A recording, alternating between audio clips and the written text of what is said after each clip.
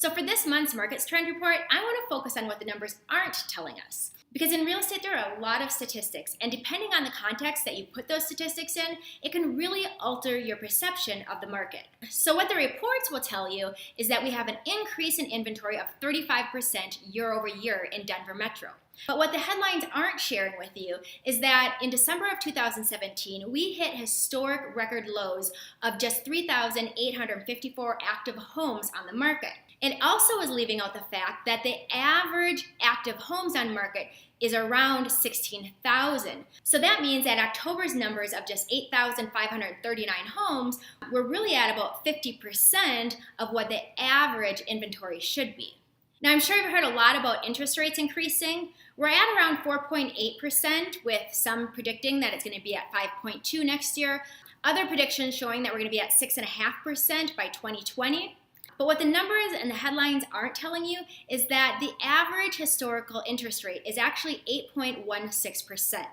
And if you were buying a home in the 80s, you'll remember the interest rate being upwards of 17%.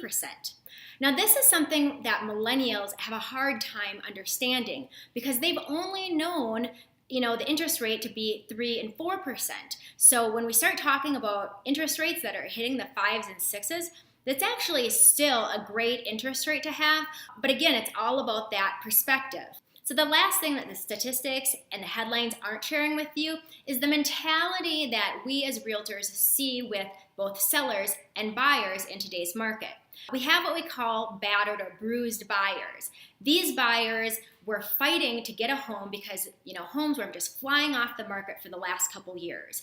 Facing multiple offers, they were asked to forego their inspection, appraisals, and they're kind of fed up. And they're waiting longer to make a decision. They're not willing to go through that bidding war process, and they're not willing to forego any of their contingencies. And the other side of that, we have these pumped up sellers who have neighbors and friends who've been, buying a home in 2014, selling it in 2016, and making hundreds of thousands of dollars. Well, what happens when they're so revved up? They are overpricing their homes. So now what we're left with is a market full of sellers that are overpricing and buyers who are playing hard to get.